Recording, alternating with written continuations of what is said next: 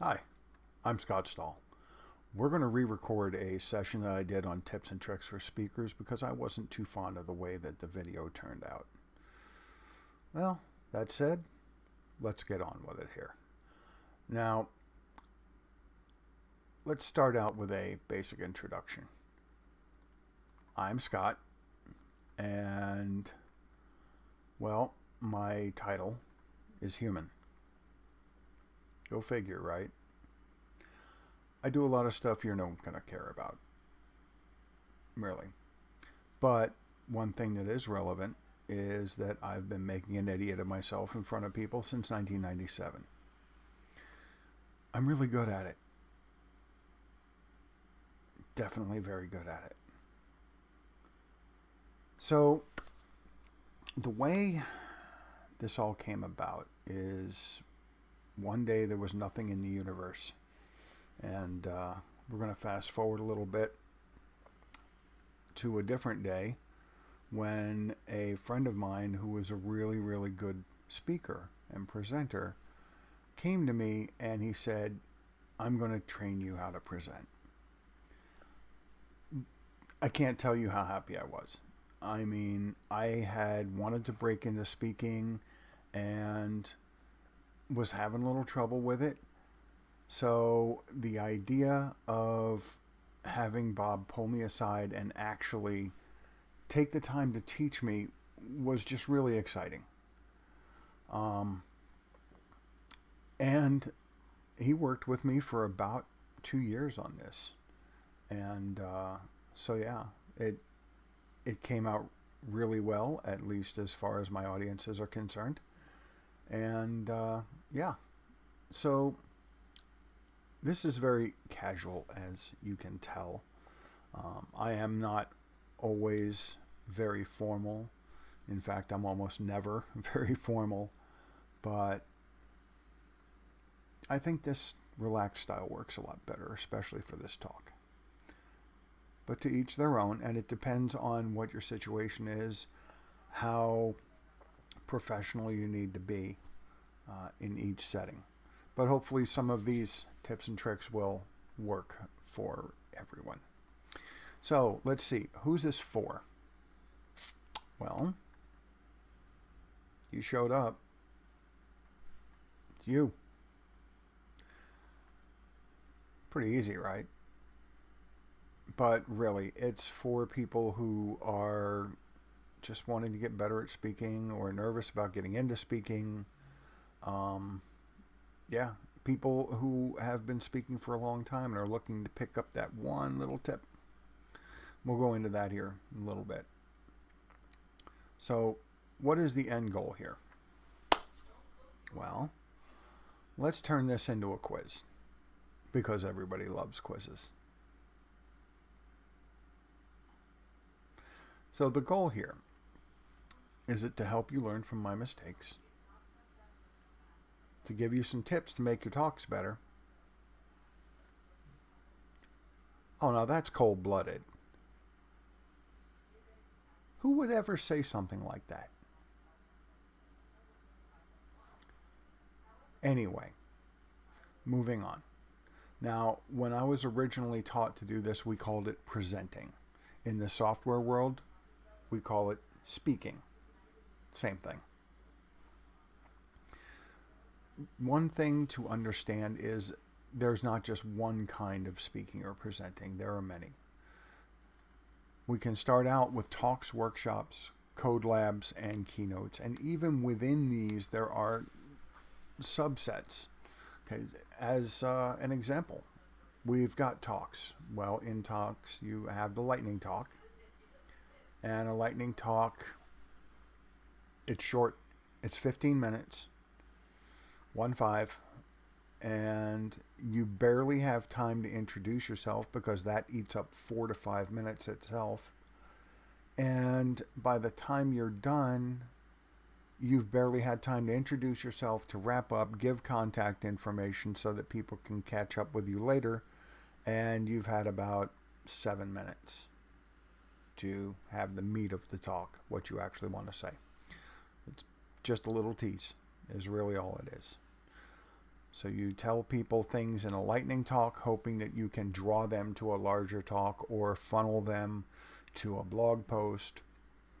There needs to be somewhere you're trying to drive this traffic. Or it was just a little tip that was so fast it didn't need more than 15 minutes. So it's very, very hard to prepare. You know, as I said, you've got 7 or 8 minutes for the meat of it. You're in, you're out. And if you don't make the most of that 7 minutes, I don't know what to tell you. Next, we have the talk. Not that talk. If you haven't had that talk, there's nothing I can do to help you. Sorry. Not my department. But a regular talk.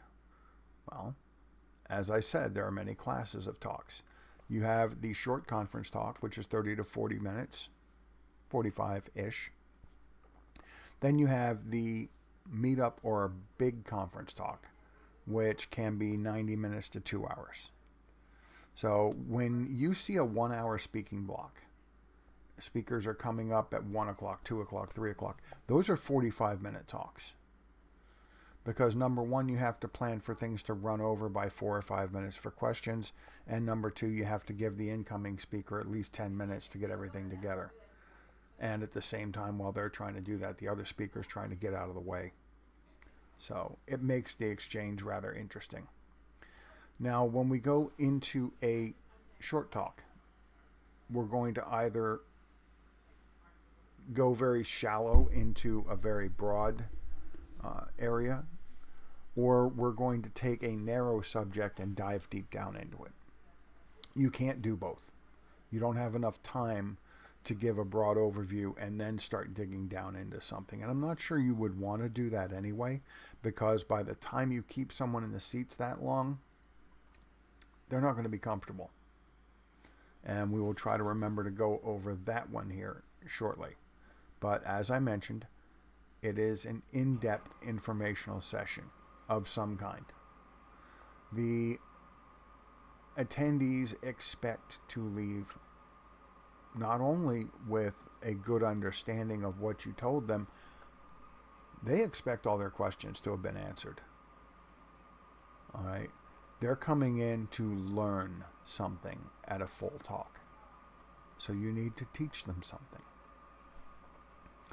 But when teaching people things, of course, it is never communicated exactly the way you think it would be, especially if you stutter and stammer while you're trying to say the word never. So people have these things called questions.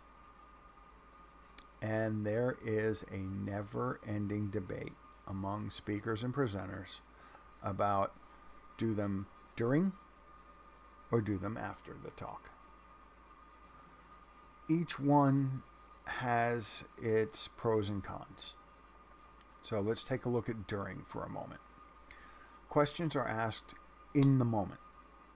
Okay, so if you're talking about cars and you're going to go on to talk about airplanes and motorcycles and boats, somebody asks you a question about a car while you're still talking about a car, then you have everything fresh in your mind because you're in the middle of talking about it. So it's much easier to have the question be in context. And that's very important. So one of the problems with this, though, is it can be very, very tricky to manage your time. You have planned this talk to be a certain length of time. And every time you stop to deal with a question, that's extra time tacked onto your talk. And if you don't keep that under control, it can very easily cause you to run over. Now, if you do the talks after, it's easier to manage that time. Okay? Nobody interrupts you or stops you until after you've said everything you want to say. So you're sure that you're done on time. However, and also if the questions run over when you're doing them after, you'll need to go outside and talk to people, but you're going to need to do that no matter what. We'll go over that shortly. But if you do questions afterward, there's a problem. You're out of context. You've talked about a car, and then you've talked about a truck, and then you've talked about a motorcycle, and then you've talked about a boat, and then you've talked about an airplane, and now someone has a question about a car. What was it we said about cars? I can't even remember what we said about cars. We've talked about so many things between then and now. So a lot of times what you'll have to do is you'll have to rebuild the context. So someone will ask a question, you'll repeat the question to the audience. You'll say, now remember that we talked about, and you have to remind the audience. Because that's the only way that the question is going to make sense. And that is only assuming they can remember it. I mean, really? If somebody's got a question 10 minutes into your talk, do you expect them to remember that question all the way through to the end at 45 minutes? Do you expect, how many questions do you expect them to remember? Really, how many? 1? 3? What if somebody has 5 questions? Do you think that they're going to be able to remember that? Are they writing things down or putting them on the phone? Probably not. They're trying to pay attention to you, which is what you want them to do. But there is another thing involved in handling questions and also in managing your time. Okay, so here's a hot tip. Some of the time you can end early. Now what do you do? Really, what do you do? Well, you have an addendum. A what? An addendum. 10 minutes of material on something.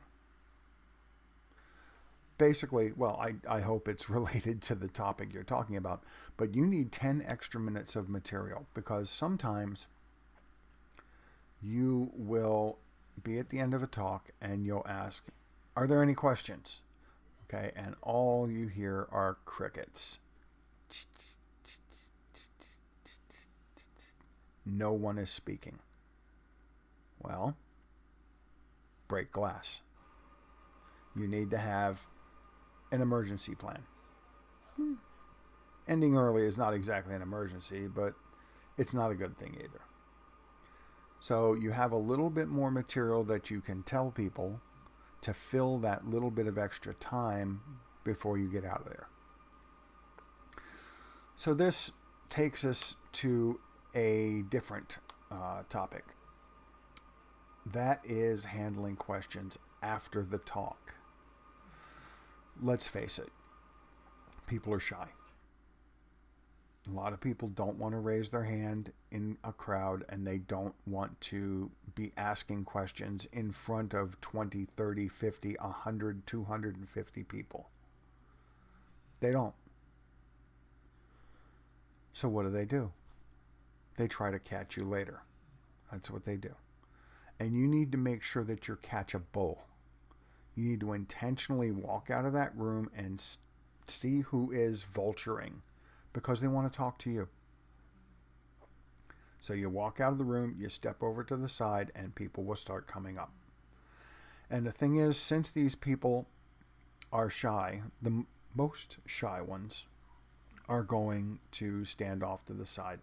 3, 4, 5 people will come up and talk to you at once in the beginning. You talk to them. You try to not let them monopolize you too much if you see there are other people waiting. Very nicely after a bit say, hey, I'm sorry, but it looks like somebody's waiting for me right here. But hey, thanks for coming to the talk. I'll catch you later. You know, can I see you around the sponsor booths or something? And then you have them go away and the more shy people come up one at a time. This is where you get into a subject called repeat questions. And there are several things about repeat questions. What I'm talking about is one person will come up to you and they will ask a question. And you take the time to answer it thoroughly and completely. Right? And you have to answer it like you've never answered it before in your entire life. Because this person has never heard that answer before in their entire life. So answer the question like it's the first time because it is their first time. Well, they're happy, they walk away. The next person comes up, they ask you the same question. What do? You answer it like you've never answered it before in your life because this person has never heard that answer before in your life or in their life.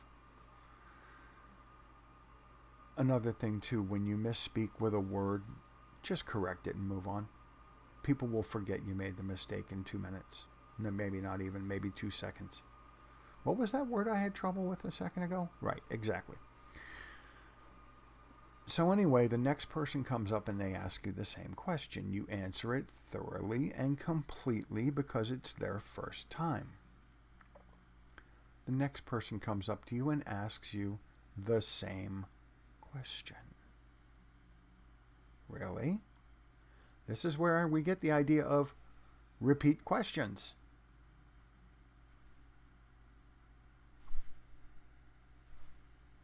Something like that. Yeah. Repeat questions.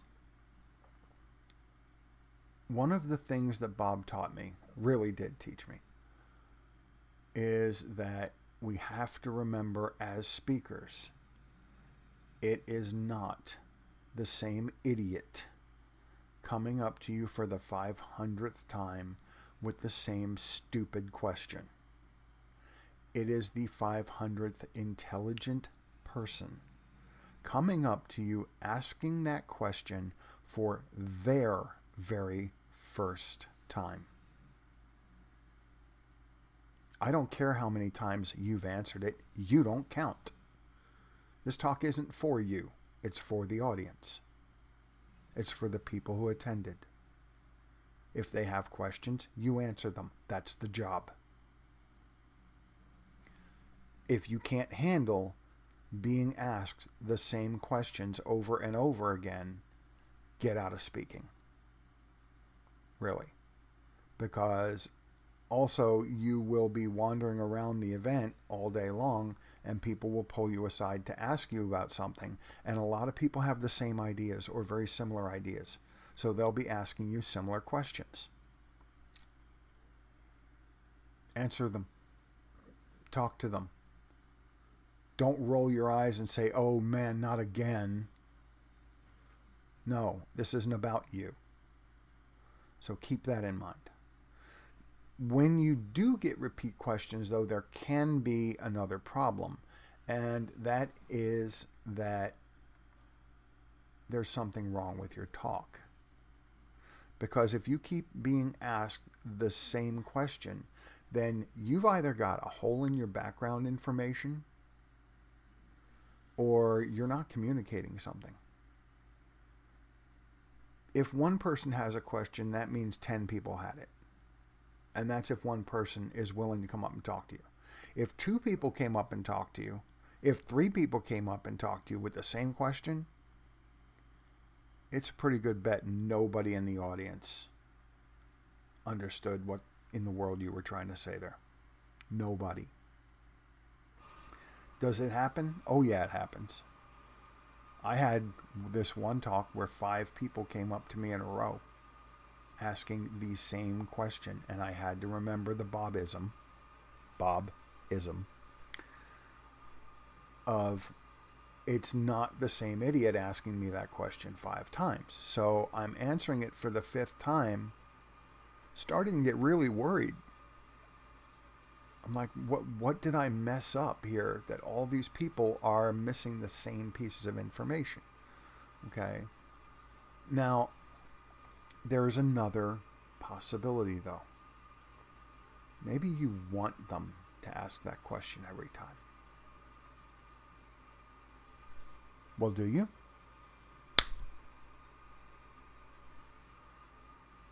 do you want them to? See, there are a lot of different types of questions, and if you are an educator of any type, you should look up NavEd Tray 134. That is NAV for Navy, ED for Education, TRA for Training. 134. I think it's up to B now. This is the Navy Instructor Manual for the United States Navy. It is free for everyone. It's not classified. You can download it in PDF form and learn from it. And believe me, the military has been training people for over 2,000 years. They're pretty good at it by now. And this is the manual for how to be an instructor. And one of the things that they teach is different types of questions. There are yes-no questions. There are true-false questions. There are multiple choice questions. There are essay questions. Okay? There are questions where someone has to perform the answer physically and show that they're able to do something. And there are thought-provoking questions. These are questions that are just designed to make the person turn the material over in their mind and really think about it. They're not just sitting there listening to you blab words out of your mouth. I almost said word hole. Anyway, they're not just there to listen to you talk. They're there to learn something. They're there to understand. Right? So sometimes getting people to understand something involves getting them to really think about it. Thought-provoking questions often don't have a right answer. That's on purpose. It's totally on purpose. Because people have to debate the merits of one possible answer versus another possible answer. They have to turn things over in their mind. Okay? They have to keep going on and on and on, the same way that I'm blathering on and on and on about this topic that I could have wrapped up about a minute ago and moved on to something else. But you are never going to forget what a thought-provoking question is, because I've completely beaten this thing to death. Method to madness, right? All right, let's move on to a different type of talk. The keynote. This is the big one. If you get asked to do a keynote, you have made the big time. No, I have not done a keynote. But a keynote is 60 to 90 minutes. It is often the first speech of the day or of the event or the last one. It's about a big topic and it's very informative. And it's not necessarily on topic for the conference. Okay, you will find a whole lot of life coaching and self-care talks because people never take care of themselves. And those talks can often end up being the keynotes to make sure people in all different disciplines get them. So Android developers and iOS developers and Flutter developers and car salesmen all get the same information about taking care of yourself. But there's a real trick that comes with having to do a keynote. That is that you have to be engaging without being engaging, or be engaging without engaging, if I read my slide correctly. Never read your slides. Never, never, never just read your slides. Okay?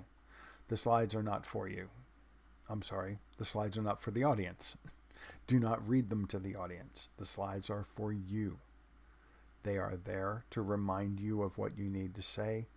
You are there for the audience. Now you notice, I didn't worry about that mistake, right? You don't know how many of these I'm doing on purpose, and there will be more. By the way, I'm planning a few more. It's to show you that if there's a quick flub, this is how you handle it and keep moving, right? Of course I'm right. I'm the one giving the talk. I have to be right. Anyway, being engaging without engaging. What? If you look up DroidCon London 2019, or is it 18? 2018, I think. Hadi Hariri gave an incredible keynote. It was about Kotlin, but it doesn't really matter what it was about. It was about Hadi's style and his ability to deliver that keynote. It was amazing. He didn't engage directly with members in the audience. Pretty cool effect, huh? He didn't engage directly with members in the audience, but he engaged everyone simultaneously. And after a bit, I realized there was a pattern to this, and I checked my watch. He did it every 9 minutes, almost on the dot. And that has to do with people's attention span. So they start wavering, wandering, twittering, whatever, and then you would hit them with, how many here have done XYZ? Think about this. Do you want to hear the story about what we did in the bar last night? Whatever. How many times have you? What this does is it engages the audience's brains without actually directly interacting with them. Because if people are not involved, they start tuning out. And this actually brings up another point that I'm going to wander to, and you see we're kind of ping-ponging here as we come across things. This brings up a good point. If people start tuning you out, then you run into danger of them getting what I call flat ass in the seat syndrome. Not kidding. That's what I call it. That's just what I call it. I don't think anybody else calls it that. It's just a made-up phrase that I happen to like. But what that means is people have been sitting in the chairs and they've been listening to you and they've been watching and they're bored and they're kind of starting to tune you out, and they start shifting a little bit to the right, a little bit to the left, a little bit to the right, even though this is my left and it's to the right for you, and back and forth. You see this going on. Every few seconds, you'll catch somebody doing this. It's called flat ass in the seat syndrome. It means that their butt is beginning to burn or sting and feel like you're sitting on a board or on bricks. It happens a lot. Unfortunately, when you actually catch it, it's a little too late to stop it. So what you might want to do at that point is call a break and be sure you ask people to come back, because if they're tuned out enough that they're getting flat ass in the seat syndrome, they might just leave and go catch a hamburger or something, or go see a movie instead of coming back after the break. And what's happening there is you're not engaging them and you're not entertaining them. When was the last time you had flat ass in the seat syndrome? See, here we go. How many have? Do you want to hear? How many times have? When was the last time you had flat ass in the seat syndrome while you were having fun?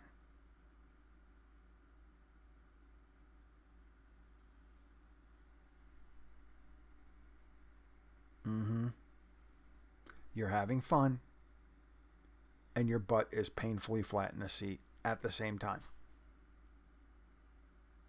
I have never, ever had a single audience member tell me that they had those two things at the same time. Never. And once again, you see, I just keep on rolling when I happen to have a little bit of a verbal hiccup there a moment ago. Just keep going. What you need to do is keep the right balance of what's called flash and substance. Flash is entertaining. Okay, this is another Bobism. It's flash and substance. Substance is your informative content. Flash is the stuff that keeps them smiling, laughing. Yeah, there's a word. Keeps them having fun. Right? Keeps them engaged. Keeps them smiling. And it breaks up the hour that they're sitting there with their butt on a folding chair that has about 2 millimeters of padding. So they're basically sitting on steel. You need to break things up, and that will help them not feel pain. How's that? Okay, so you engage without engaging, right? How many here have, when was the last time you, all kinds of things that make people think. Another interesting thing about a keynote, getting back to that, which is what we're really talking about at the moment, with a keynote, you are in complete control of the pace. You will not be interrupted by any questions. You're not going to have to answer questions at the end but you do want to make yourself available outside the room for people to come catch up with and talk to. That's helping the event succeed. That's another thing that we'll go over here shortly. But one of the pressures of a keynote is you do want to practice it and make sure that you're going to end less than 5 minutes early and not even 1 second late. So you've got a target window in time you need to hit here. So this is where you start speaking with the little countdown timer in front of you, or a regular timer that tells you how much time, whatever. You've got to have good time management. What that usually entails is speeding up or slowing down how fast you're talking, because if you're running a little bit late, then you need to speed it up a little bit. But if you are running pretty early, then you want to make it look like you're putting thought into what you're saying, even if you're not. Because what that's going to do is it's going to drag down your speed. And another thing, when you speak much more slowly, people give what you're saying much more weight. Whereas if you're talking really fast, people just aren't going to take you all that seriously. And, but you want people to take you seriously, but they're not taking you seriously. And also, if you keep talking this fast, you're going to end like 20 minutes early. Don't do that. Really don't do that. So, as I'm saying here, there is no such thing as over-preparing for a keynote. Keynote.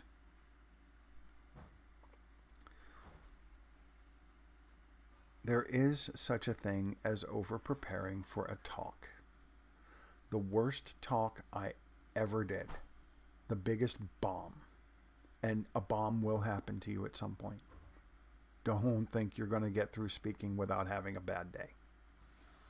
But don't let it stop you either. Okay? Yes, bad days on stage are humiliating. Join the club. We're having jackets made. Don't let it stop you. So this one time I prepared a talk, and I had my timing all down and everything. And what I did was I had basically prepared a keynote, but it was a talk. And that's a problem, because my style is to accept questions during a talk. I'm not saying it's right or wrong. It's debated heavily. But I started taking questions during the talk, even though I had rehearsed this so that it would end right on time. Well, at one point, I said something that I thought would help the audience understand. And about a third of the people in the audience went,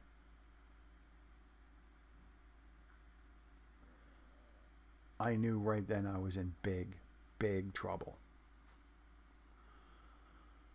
So I back up a little bit and I try to clarify things, which, like quicksand, only made things worse. Then a whole bunch of hands shot up. And I was like, oh no, what now? And about 4 or 5 different people all said they had the same question. When one person said, here's my question, blah, blah, blah, a bunch of other people are nodding and saying, yeah, that. So I try to back up and explain that. Well, of course, my explanation just confuses them even more. It was a very, very bad day. So you can over-prepare for a talk. You have to allow some wiggle room for questions. You have to realize not everyone is going to understand what you say the first time around, and you might have to back up a little bit. Build in some time for that. And again, that's when you get into how fast you're going to be talking, because you can control the pace of the talk if you're running early or if you're running late. Fortunately, with this one, I don't have a time limit because this is not actually a live talk. I'm just talking into a camera for YouTube. There's nobody here. At least there shouldn't be anybody here. If they are, they're probably pretty bored. Just like you. No, kidding. I hope. All right. More types of presentations. Code labs. Code lab is kind of like a workshop, but not exactly. Okay, code labs, first of all, as far as I know, are always free. They're between 1 and 4 hours, and the person should leave with a reasonable understanding of what the heck is going on. But they probably haven't finished the code lab. They're going to need to continue it at home, but they should know enough to be able to keep going at home. And that's your job, because you need to provide some basic help in order to get people going. But as I said, most people are not going to finish. Which brings me to another point. If you're doing a code lab or if you're doing a workshop, there is a universal truth, and that is that no matter how many times you say it, no matter how many times you put it in Twitter, no matter how many times you make sure it's listed in huge bold letters on the website, most of your audience is not going to have installed anything they need ahead of time. You usually, unless you handle it a different way, you usually will have to allow some time for installs. And remember, installs go wrong. Really wrong. Really, really wrong. The other way you can handle this is to say, I'm sorry if you haven't installed ahead of time, but it's not fair to the people who did in order to make them sit here while you do your installation. My assistant over here is going to help people who need installs while we get moving, and then you all can catch up. They're not going to be able to catch up, but you just tell them that. Makes them feel better. But really, the only other possible solution is if you're doing something like coding, and if they have not installed the correct software development kits and environment, you might be able to find an online code editor that will allow them to play along, so to speak. So, this brings us to the next one, which is a workshop. Okay, workshops often are not free. They can be very, very expensive. People pay a lot of money and they go sit there all day long. So there are certain things that they expect. First of all, they expect original content. All right. Also, the next thing that they expect is top shelf expertise. And another thing that people often expect in a talk is for the justification of the text to not jump from left to center and back again. Watch the words original content. Very distracting. Very bad. Don't do that. So when people pay big money for a workshop, they're expecting original content. They're expecting an expert to be there. Because if they have any problems, you are expected to solve them. Okay? You are expected to know. There's a huge, huge difference between community work and things that people are paying for. You've got to keep that in mind. So, regarding workshops versus talks, there is a very interesting thing from the Navy. Again, I was in the Navy. It's where I learned. So they, First of all, one of the things that they teach is not to say so much. Was I doing that on purpose? Maybe. Maybe I'll keep doing it on purpose. Maybe I'm just setting this up so that you won't think I'm making mistakes. Hey, you know what? It happens. But there's another interesting point that when you go running around doing talks, people see you. They think you are a name or something like that, whatever. It means sometimes people will come up and ask you for selfies. It's a very, very strange feeling when somebody comes up and says, "Can I get a selfie with you?" And I'm thinking, why on earth would you want a selfie with me? You know what? They think you're awesome. And really, you can't be mean about it. You don't have the right to, well, put it this way, okay? Who am I to destroy their delusions of my grandeur? Okay. If they have delusions of your grandeur, don't ruin it for them. You know, don't burst their bubble. Just interact. Be very happy. Say, "Oh, wow, thanks. Say, I'm really flattered. Come on, yeah, let's do this." It's part of the job. You wanted the job, you got the job. It's part of the job. Deal with it. But going back to talking about workshops versus talks. And you notice another thing I did there. I have to reset the context because we went off and wandered away for a little while. When you come back, you have to remind people of what you were talking about, which in this case was a difference between workshops and talks, and how something I learned in the Navy regarding educating people and training people has to do with all that. And that is that education, according to the Navy, is knowledge just for the sake of knowing something. All right? The only reason you're getting educated is so that you'll know it. That's a very different thing than training. Training is education plus guided practice under the eye of an expert to the point where not only can you do it yourself, but you can go out in the field, pull somebody else aside with no other help from anyone, no supervision, no trainer being there, nothing, and you are able to train them to do the same job. That's how good you have to be at it.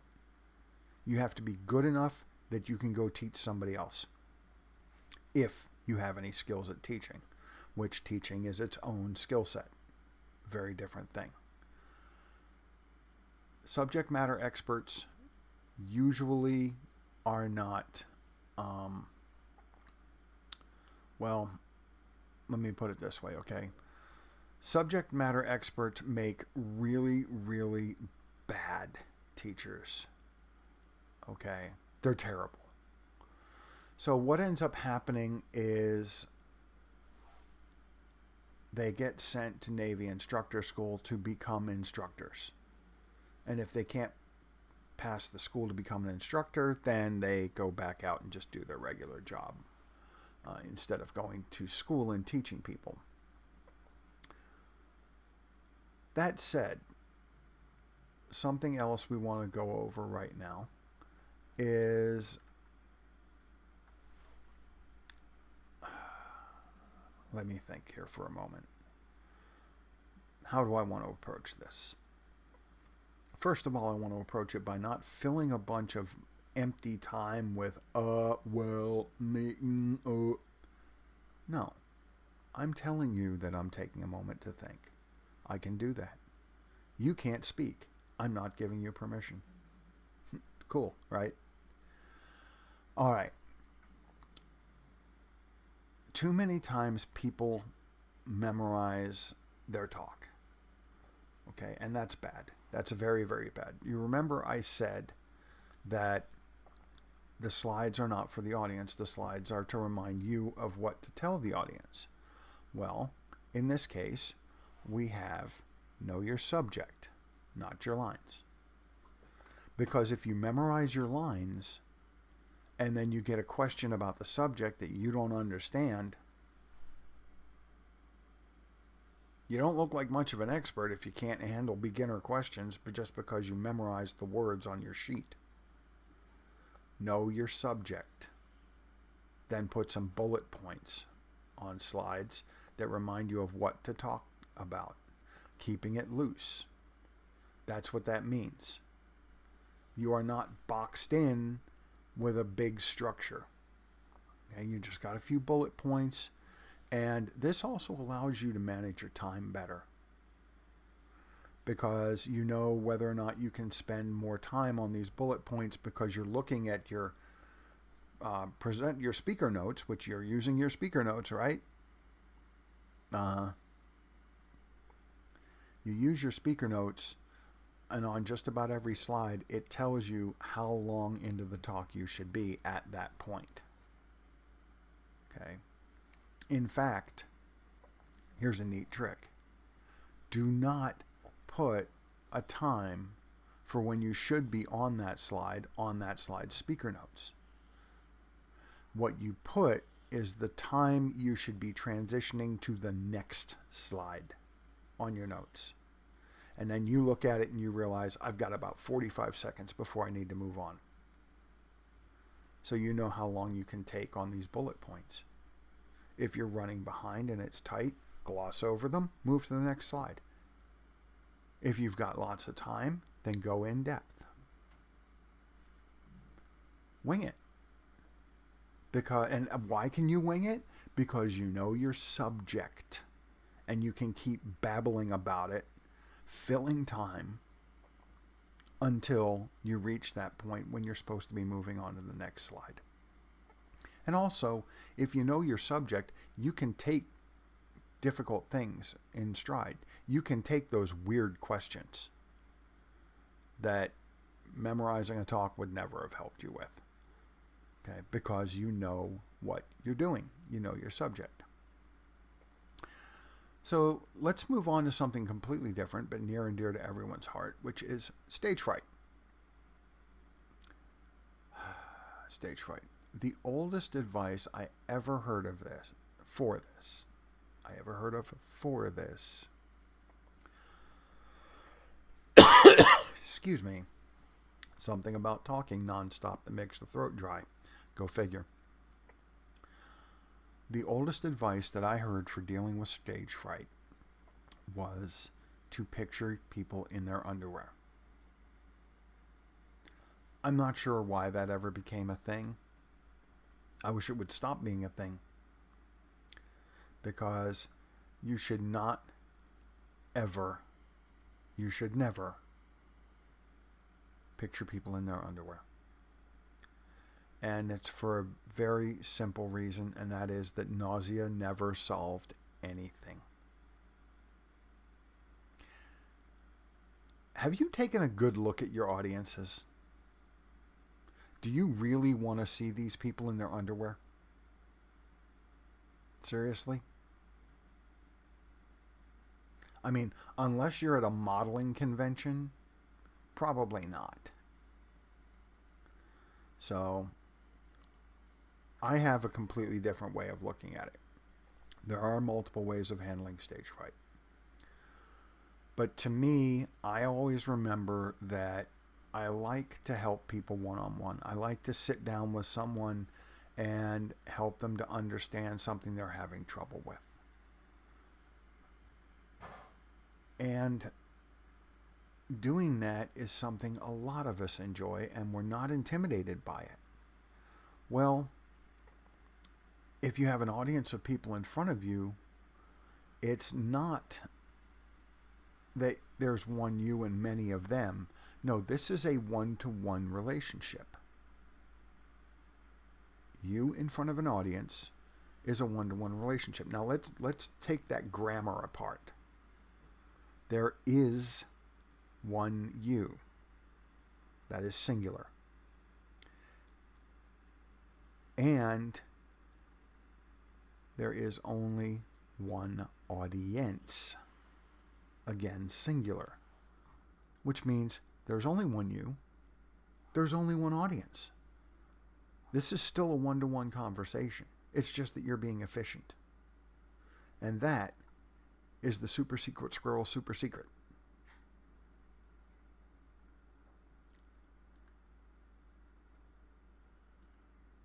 Better. Much better. It's the super secret squirrel super secret. Okay? And there's another thing about this that can really help make you feel better. And that is, they can't talk. You have all the power. You're standing up in front of a room of 400 people, and they have to keep their mouths shut and let you say whatever you want to say. They can't interrupt you if you don't let them. So hey, what's not to love, right? And this brings up another point, though. When was the last time you were ever sitting in an audience, snickering and hoping the presenter would fail? I mean, unless you're a 12-year-old brat who is just a narcissistic, little selfish piece of garbage, probably not. And if you do take joy in watching other people, have suffering and a hard time, get a psychiatrist. You need one. It is a disorder. But the audience is not against you. Okay? They're not. When you're sitting in an audience, you're not against the speaker. Okay? You want that speaker to succeed. They empathize. You empathize with the speaker. The audience empathizes with you when you are the speaker. It's not us and them. It's us and us.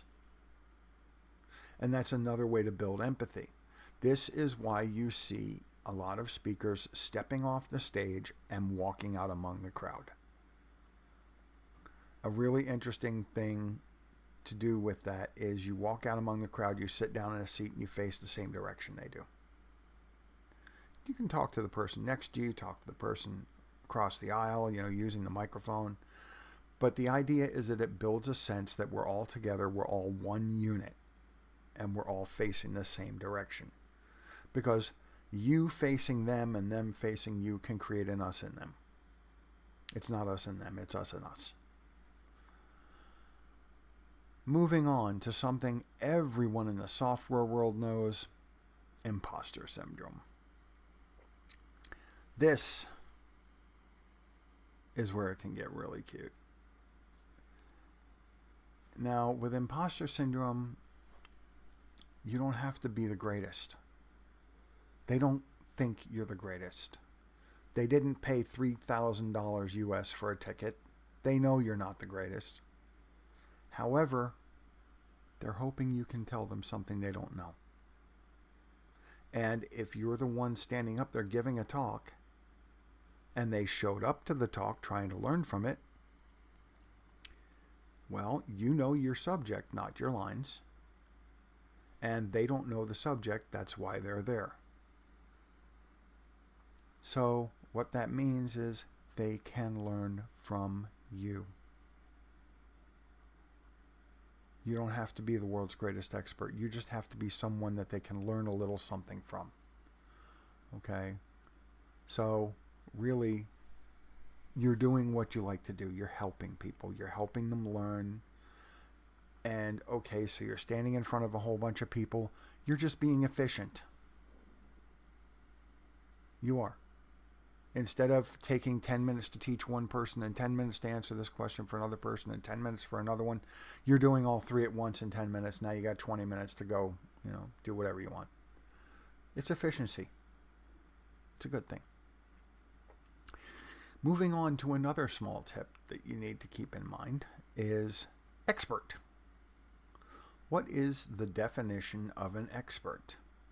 I love asking this one live, because you get all these answers about someone with certifications and someone who has been in the field for all these years, all this various stuff, when really the definition of an expert is somebody who's been doing it 20 minutes longer than you have. If they know things you don't because they started 20 minutes before you did, then they're the expert and you're not. I'm not kidding. Especially if they walked in the room and were asking questions for 20 minutes, then the person they were asking questions has to go off and do something else. Now you wander into the room after they've been there for 20 minutes and you have these questions, and that person starts answering them because they're the same questions that person had just a minute ago. You don't have to tell them that you've only been doing it 20 minutes longer than they have. You just answer their questions and then let them think you're an expert. And as I said quite a while ago, who am I to destroy their delusions of my grandeur? Just saying. Now, another one that comes with a combination of stage fright and imposter syndrome is, I can't believe they're in my audience. You see somebody who you know from YouTube, who you've seen in keynote talks. Maybe it's the person who gave the very first talk of the entire conference. And they come in and they sit down in your audience. Oh no. Oh no. Let me ask you a quick question. Have you already forgotten that I made the mistake of saying that maybe this person gave the first talk of the day? That's the power of keep moving and hope nobody noticed.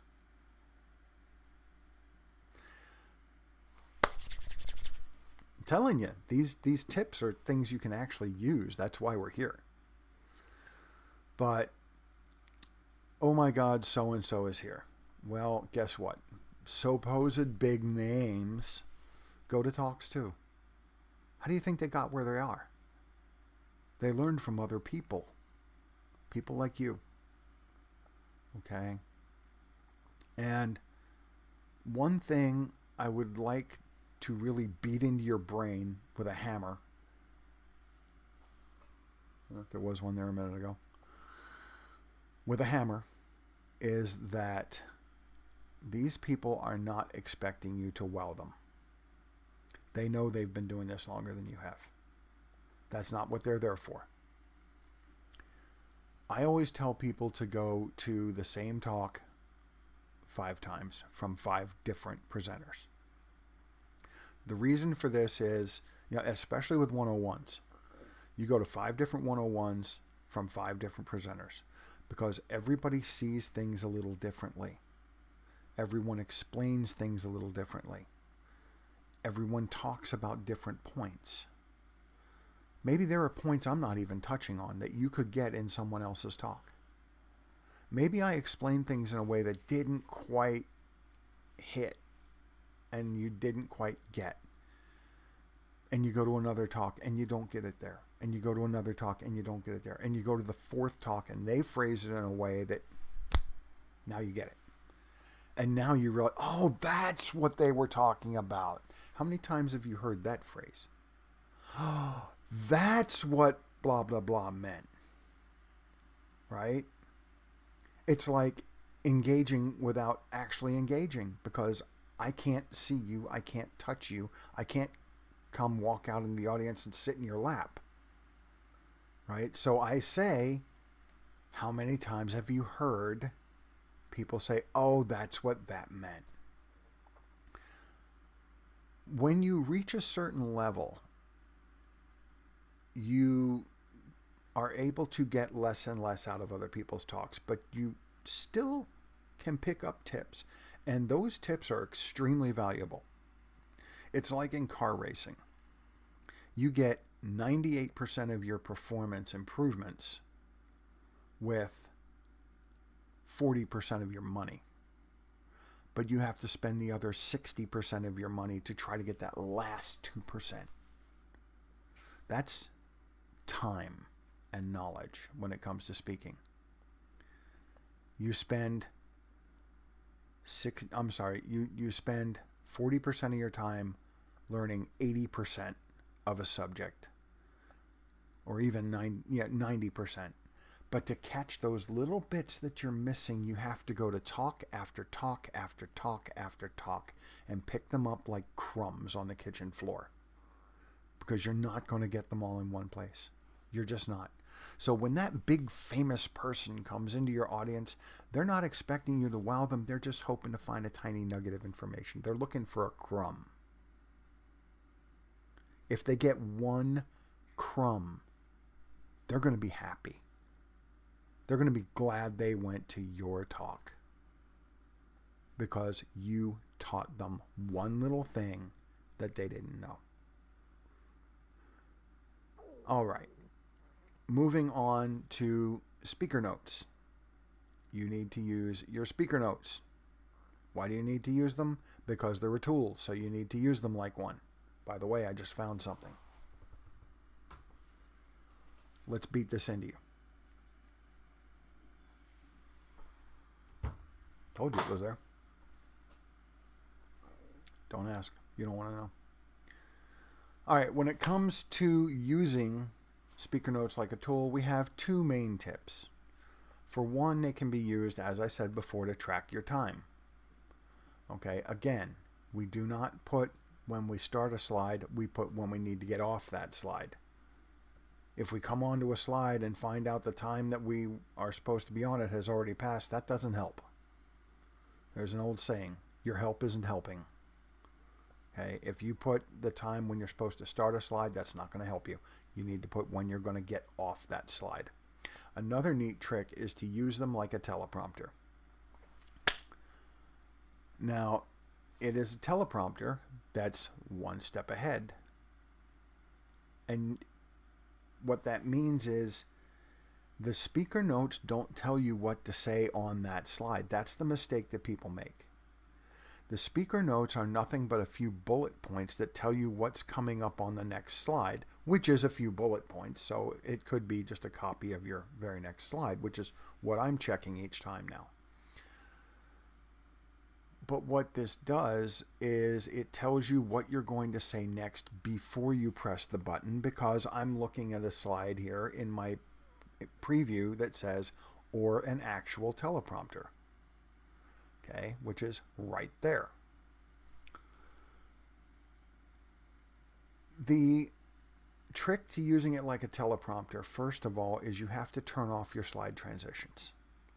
You have to make it so that, and you can apparently in Google Slides make it so that each transition is unique. So you can have fading transitions most of the time, but then flip them over to the part where you want to use a teleprompter. And a perfect example of this is something that I do called the tongue twister when I give a talk on rows and columns. It's this huge long thing, and it's very confusing, and I read it very, very fast, and it's probably, I don't know, 120 words. That's way too many for a slide. Way too many. But it's up there for a reason, because it's designed to show the audience how confusing things can be. And I read this at a ridiculous pace because I'm reading really fast.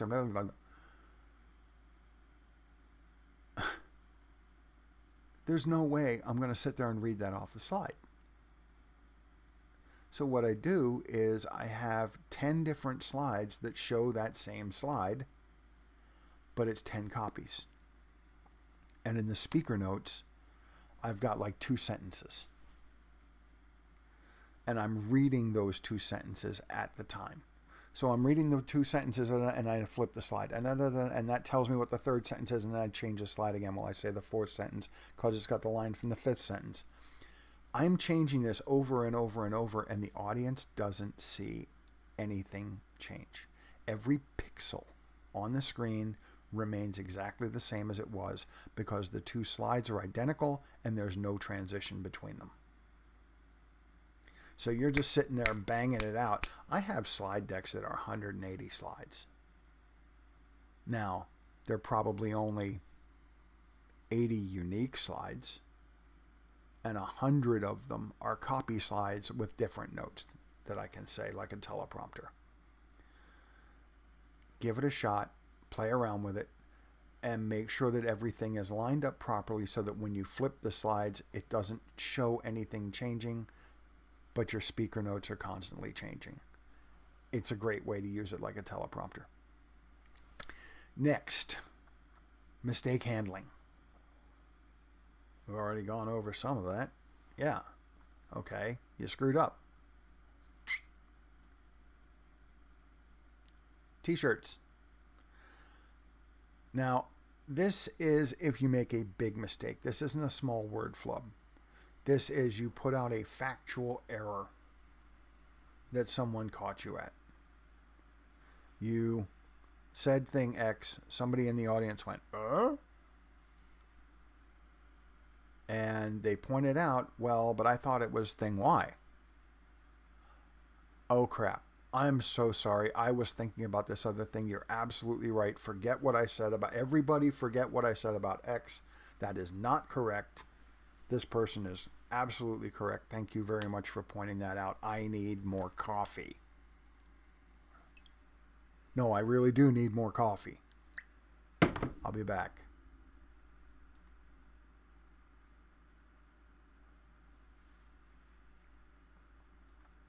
I'm back. All right. No, I did not have enough time to get coffee, but that's all right.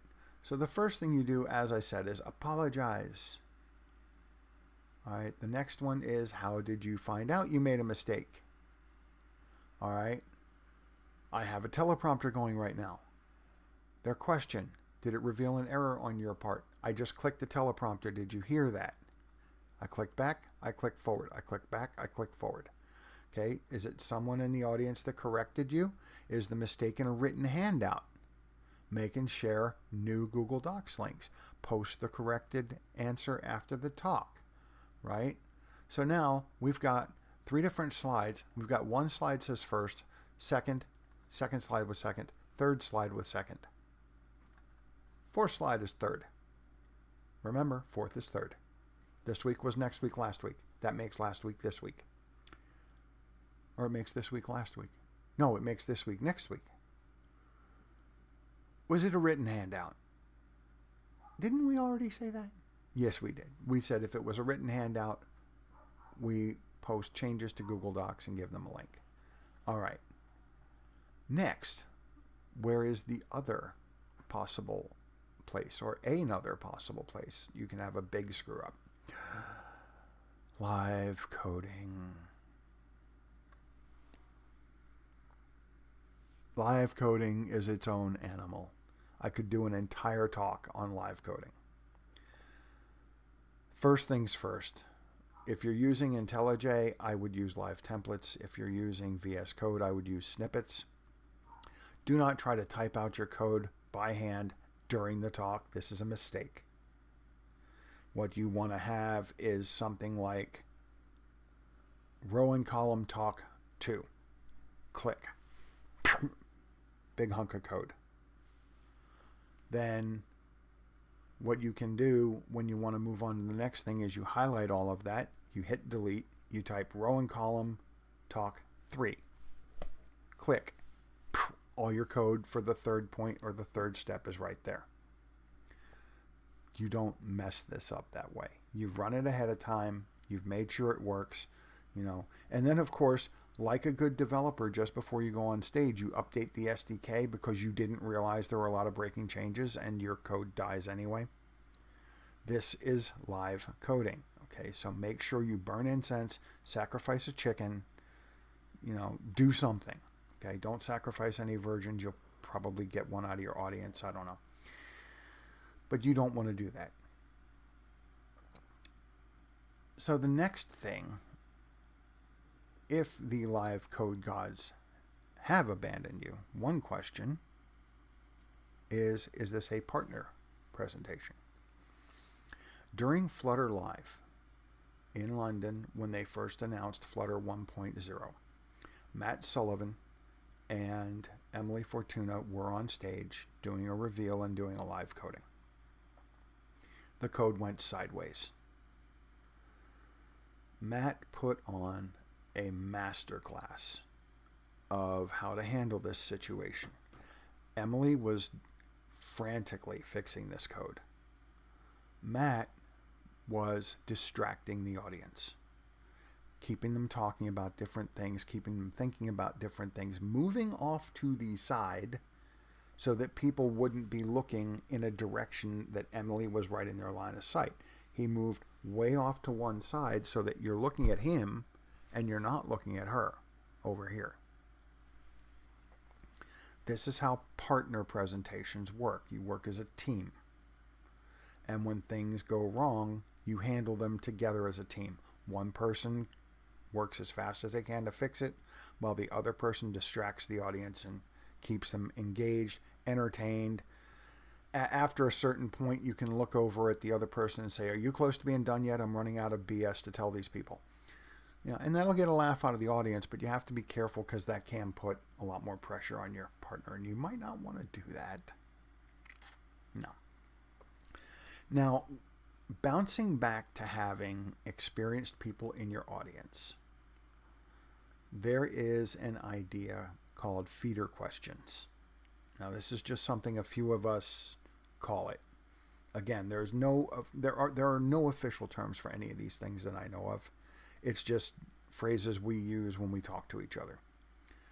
Feeder questions are that slide right there. Sorry about that. My bad. Let's move on. So, Jane Expert is sitting in your audience. And she says, "Well, how do I put a row in a column?" And you know Jane is a Flutter team lead at BMW. What you don't want to do is say, "What the hell, Jane? What do you know that? Why are you asking me that?" Uh-huh.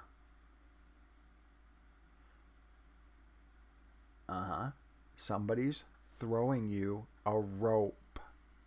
Recognize it. Okay? What happened? Why would Jane ask such a beginner's question?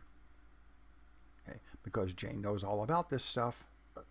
And because Jane knows all about this stuff, she realized that you went straight from A to C and skipped B. So she's backing up and asking a question about A that will automatically lead you into B. This is how experienced presenters can help support less experienced presenters. So if they're asking you questions that you know are beneath them, they're helping you. Okay? They noticed something wrong. There are a couple of other reasons. One of them is that a lot of people are shy. Nobody wants to be the first one to raise their hand. This happens all the time at some Google events for me. I sit there and I wait, and I look at my watch. It's to the point now, and the Googlers know it. I look at my watch when they open the floor for questions, and I wait for 2 minutes. If no one does anything within 2 minutes, I will stand up and walk over and take the microphone and make up something to ask a question about. Whatever. And a lot of times they will recognize that I already know the answer to the question that I'm asking. What I'm doing is I'm trying to be the first one on the dance floor so that other people will start lining up, and it works. Once the first person goes up, others start getting in line for that microphone, the other microphone, whatever. So this really, really does work. And it's kind of funny because the last time I did it, I walked up to the mic and I basically said, this is a tradition. I'm the first one who steps out on the dance floor. I don't even really have a question. I just wanted to break the ice. It works. So moving on with the idea of getting help from other people. Sideline coaches. Sideline coaches. This goes back to a question you always get. You always get. You finish the talk. You go walk out. It's lunchtime. You go sit down. There are a few other people around who know you. They had to be doing something else while you were in your talk. So they say, how'd your talk go? How the hell am I supposed to know? I wasn't in the audience. I haven't seen the talk. I haven't heard the talk. I haven't seen if I was rocking or pacing or moving all over the stage back and forth. I don't know if my volume was a little bit low because I held the microphone too far away. I don't know any of these things. How am I supposed to know if no one tells me? Right? So, what if someone would tell you in the moment? What if you had someone giving you feedback while you were talking in order to help stop problems like rocking, like saying the word so too often, like pacing, like the fact that they might be one slide behind the way I was a moment ago? There are ways to do that, and the first one is somebody back there doing smoke signals. You know, the little bonfire, and they have a blanket, and you have to read the Morse code from the smoke. But in reality, what I've done is things like, well, okay, just see if you can read these.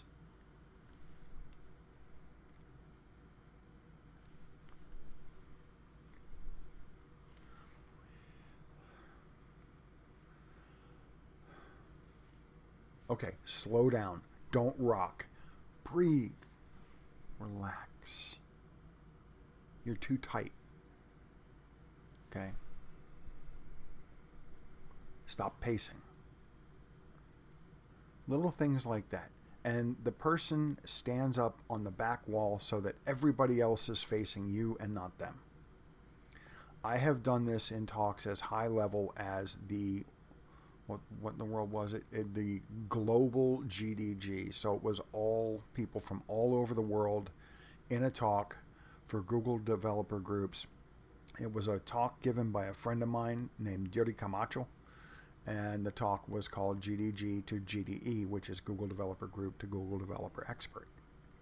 So I'm hiding in the back of the room, acting like I'm at an airport trying to move an airplane, you know. I mean, it was crazy. And afterwards, he was so happy with it because I caught him pacing. I got him to slow down. I got him to relax. I got him to breathe. And it really, really helped him because, among other things, he knew that if he was doing anything that wasn't quite right, I would signal him. And otherwise, he would keep glancing up at me, and I'd just be like, and that gives somebody confidence. It really can help. The second way that you can do this is to do what I like to call news anchor and producer. What this means is that when you see people on the news, a talking head, the way that I'm talking right now, what they often have is an earpiece. Okay, and it's right there. Now this, of course, is my Bluetooth. The ones that they use are clear so that it's not so easy to see, but you'll see it there. And what's happening is the producer in the other room who has all this information in front of them is feeding the news anchor information that they need. The trick to this is you need to learn to what I call spool my thoughts. Imagine, one second. Imagine this is a spool of thread, okay, and there's thread on here. Thread. So now you have the thread and it wraps around. And then this thread is here and it's also here. So what's happening is it wraps around and around and around and then goes out. Right? So actually it'd be like here and here. So it goes in and it wraps around and around and around and then it comes out. Well, going round and round and round takes a few seconds. The way this works is you make a decision about what you're going to say before you say it, and then you put it on the spool. So at this particular moment, I am trying to decide what I'm going to say about 3 to 5 seconds in advance, because what I need to do is I need to listen to what someone else is saying, and I can't be thinking about what I'm trying to say while I'm listening to them at the same time. So in order for me to keep talking without having them talking to me interrupt what I'm saying, is I already know what I'm saying. And it's just kind of sitting there in the back of my mind, coming out of my mouth. I'm not thinking about what I'm saying right now. I'm thinking about what I'm going to say in about 5 seconds. And then if that line of thought gets interrupted, well, that still doesn't interrupt what's coming out of my mouth. It takes a little bit to get used to doing that. Decide what you're going to say and wait 3 seconds to say it. And then keep this in an ongoing pattern so that you always know what you're going to say 3 seconds before you say it, so it's kind of automatically coming out of your mouth while you're thinking about other things. And another thing that this really helps with is stopping you from saying things like, well, so, and it gets rid of those pregnant pauses. Because the pregnant pause happens in your brain while you're trying to figure out what you're going to say next. And that way I'm not sitting here going... Now you notice I did a lot of this talk without spooling the thoughts, because that did end up happening, because I would sit here and think about what I was going to say. But another problem that you can run into by spooling your thoughts is that you tend to talk faster, as you hear me doing right now. And the reason that you're talking faster is you don't have to think about what you're trying to say. You've already thought about it. You know what you're going to say. So you can just let it fly right out of your mouth. Right? Wrong? No, you cannot. You still want to come off to the audience as very calm, very methodical, and an expert. Remember, the quieter you talk and the slower you talk, the more gravity your audience is going to give what you're saying. Moving on to something else here. When you are speaking at a conference, okay, and you want to do well, and a lot of times you want to get invited back, right? So, once again, how to impress an event promoter and get invited back. Well, your actions on stage matter. Of course they matter. Whether or not your talk went well matters. But it's not the end-all be-all. Okay, you can still have a bad talk and the promoter be very, very happy that they brought you. We'll go over a couple of stories like that in a moment. But numero uno, number one, have all that crap in one sock. Okay? Show up an hour before registration opens. Be there to help them set up. Be there to save the day. We'll go over more of that in a moment. Stay there and help out until the end of the day and be there to lock up when the promoter is done. So, number two. Philo. Okay, you are first in, last out. You're working the whole event. You're not just there for 45 minutes to talk and then run away. If you are, you're a lousy speaker and they're not going to invite you back. All right. People may have missed your talk and still have questions, because a lot of times there are different tracks that conflict and someone can't attend both talks they want. They're at the same time. So they will try to catch you at some point during the day. Well, you need to be catchable during the day. All right, so once again, number three, you're there for the whole event. not just the 45 minutes that you're speaking. Next, number 4, be in a position to put out fires. What this means is keep checking in with the organizer. Watch the organizer from afar. Do they look stressed? Do they look frantic? Do they look relaxed? Do they look like they have a problem? Go up and say, hey, how's it going? Do you need any help? You will be amazed at how many times there is a problem and it has nothing to do with speaking. Maybe there's a problem that there are a whole bunch of cases of water that need to be moved and somebody working logistics just hurt their back. Go help them, right? Maybe they can't get a hold of building maintenance and some of the garbage cans are overflowing. Go empty the stupid can. There are usually bags in the bottom of any commercial garbage can. You take it, you tie it up, you pull the garbage out, there are bags in the bottom. And then you drag the garbage out. Go out back, throw it in the dumpster. You're not just there to speak, okay? You are in a position to put out fires, and you're there to help that event succeed, okay? You are representing the event, really. Because when people see a speaker, they're not going to say the speaker was good. They're going to say the event was good. So you are there representing the event. And part of that is helping attendees, right? Help attendees.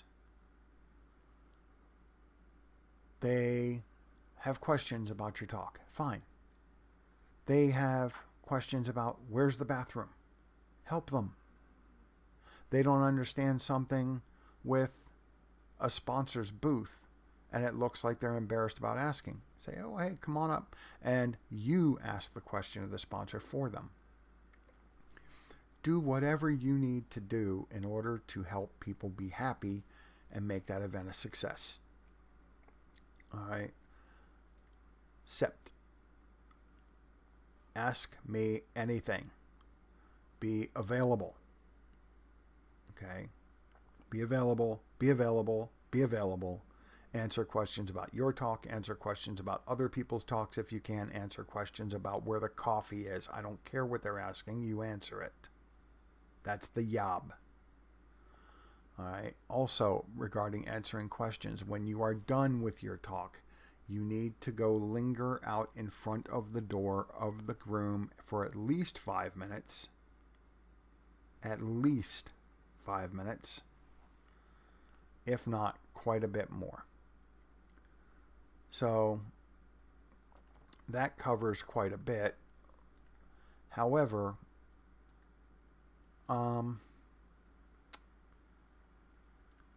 let's take a look at a couple stories. One of them is from a buddy of mine, Lee. Lee is a world famous presenter. He actually makes his living doing nothing but speaking. Okay, he writes some books too, but mostly speaking. We were at this one event together and I was working logistics this particular year. I have worked logistics, I've worked security, I've been director of security and safety and EMS in addition to speaking. Because once you start volunteering, it gets to be kind of like quicksand and you just can't get away. But Lee came wandering in about an hour before the first talk. And just before he got there, the assistant director came out into the lobby and they were literally crying. They were so upset. Turns out what had happened was one of the big names that they used in advertising in order to get people to buy tickets was still in bed in their hotel room, too drunk to get out of bed because they had too much fun at the speaker's party the night before. Their partner could not get them out of bed. The assistant director of the event was very distraught, very frustrated, and had a little bit less than an hour to come up with a solution because this person was the first talk of the day. I did mention that they're a big name, right? Well, Lee takes one look at the director, hears all this, and says, well, what's the talk on? And the assistant director tells him, and Lee's like, well, I've got one on that. Where's the printer? I'll knock out my handouts and we'll be good to go. The assistant director's jaw hit the floor. She was like, you what? Yeah, I got it. No problem. Lee goes, prints out his handouts. He's standing in the room 10 minutes before anybody else arrives. People walk in, and Lee just says, yeah, unfortunately something came up. I'm going to be subbing in. Well, the thing is that the person they were there to get the talk from was a big name. Lee was the keynote. He was the biggest name in the whole place. So they were thrilled to get him as a stand-in. It went wonderfully. The event promoters were all very happy. And guess who always got invites back to that event for the rest of the life of the event, as long as it was going on? They didn't care if Lee was in Australia. They were going to pay his airfare to get him there. And that's the power of saving the day. One of the things that, well, Lee taught me about saving the day after that one, because he and I are friends. Lee said, always show up an hour before the doors open, even if you're the last talk of the day. The first thing you do is you go track down the event promoter and say, what's on fire and where do you need me? Some of you who know me, who have been to events with me, have heard me do exactly that. You run down one of the lead organizers and say, what's on fire? Where do you need me? Because you're there to help the event succeed, as I have said. The importance of this cannot be underestimated. It really can't. I can't overstate it. When you save the event promoter's butt, they're going to want you back again and again and again and again and again. And they tell other people how wonderful you are, and you get invited to their events again and again and again. You start out in your local area speaking at meetup groups. Then you move to speaking at other meetup groups. Some of them maybe a couple-hour drive away. Then you build a name for yourself in the region. Then you might start getting invitations to fly somewhere, a couple hours away and speak, and then fly back home. So a couple hours flying, that is. And then you might get a break and get to go do something internationally. I got such an international break when a friend of mine needed help on stage and was willing to help fly me into their country in order to be able to provide that help. Very unusual situation. However, it proved to be a break that meant a lot to me because people saw it, and people saw the size of the audience we were speaking to internationally, and it was very, very well reviewed. So next thing you know, at this point, even through COVID, I still have managed to speak not only in a lot of places in the US, but I've also spoken in Canada. I've spoken in London. I've spoken in Oslo, Norway. I have spoken in Stockholm, Sweden. And I got to visit some other places along the way, such as when I went to Stockholm, I flew into Copenhagen, spent a day there, and then took a train across Sweden. Great experience. If you want these kind of experiences, then you have to be the kind of person that event promoters want. It's very expensive to bring people in from far away. If all you're going to do is stand up there and give a talk, they're not going to pay that money to have you come in. They're just not going to do it. It's not worth it to them. If you look at the cost of it sometimes, for the amount of time I'm on stage and the cost to the event, they don't pay me anything I get nothing except for my travel covered. Even then, though, it's so expensive. The event organizers are paying $50 per minute that I am on stage. Think about that. 50. $50 a minute. And that's just the travel cost. That doesn't even include the speaker dinner and all these other things that they do. This is just hotel and flight. $50 a minute. Don't screw it up. I'm not saying I'm some big man because they pay $50 a minute to get me there. What I'm telling you is the pressure to get it right is unbelievable. And that's also why a huge part of what you do is all those other things off stage. You try to be there to save their butt. You spend most of the day talking to attendees, shaking hands, getting selfies with people. If you notice the sponsor booths are kind of empty, go over there, talk to them, find out what they're about, and then go back around talking to individual people, but then say, hey, have you checked this thing out over here? This is really cool. Yeah, come on. And now you start dragging people to the sponsor booths because the sponsors are paying money to get traffic. If driving traffic to the booths is what it takes to get the event to succeed so that sponsors will be willing to put up money again next year, then that's your job. You want to be a speaker, do the job. Another case that was not so good was an event where they flew in a big name speaker. They paid all of the travel costs, and they paid this person $2,000 US cash to go talk for 90 minutes. That's a lot more than $50 a minute by the time you get done with everything.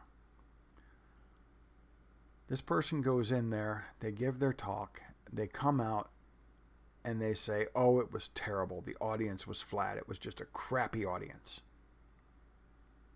Excuse me? $2,000 in your pocket? Your job is to create the energy in the room. If the audience is flat, it's your job to make them unflat. It's your job to get their attention. It's your job to get them interested. It's your job to make sure that they learn something and they have fun doing it. If the audience is flat at the end of the talk, it's not the audience's fault. You get paid $2,000 to go give a talk, you better do your job. He didn't. Guess who never got invited back? So, with that, I'm going to wrap this up here. Been at it for an hour and 40 minutes. Not too bad, especially considering I'm still out of coffee. But last little piece on this is tell them how to find you later. Right? You can find me on Twitter. I will not say the other word. Elon. Suck it. Scott Stoll 2017. Also, scottstoll2017 at gmail.com. And I will be hanging out in this room for a lot longer than 30 minutes. Yeah. Definitely going to be hanging out in this room for a lot more than 30 minutes. With that, we are all set. Yes, playing with your slides like that is kind of interesting when you're in the middle of the talk. It can look a little bit goofy. I thought I was on this scene in OBS Studio, but no, actually it turned out I was on this one. So you saw me change the slide. This is actually the talk that I was referring to when I said a friend of mine wanted my help. He had never spoken on stage before. there were people in this room lined up against the back wall, the side wall, and they were sitting in the aisle and across the front on the floor. Not kidding. I've never had a room that packed. I've had them on the walls a few times. Not like this. And so, yeah, this talk went over quite well. And it was the start of something really good. So that may be the start of something really good for me. But you know what? Hopefully, very soon, you'll have something that's a start of something very good for you. So how many mistakes did I make that I didn't point out? It's your job to go back through this talk again and listen to the entire hour and a half. Yeah, right, I know. And try to catch mistakes that I didn't tell you before. But really, the reason that you would want to go through it again is because you might pick up on something that you didn't notice the first time around. Something good, not a mistake. All right, with that, I'm out of here, and I'm going to go take care of a coffee emergency.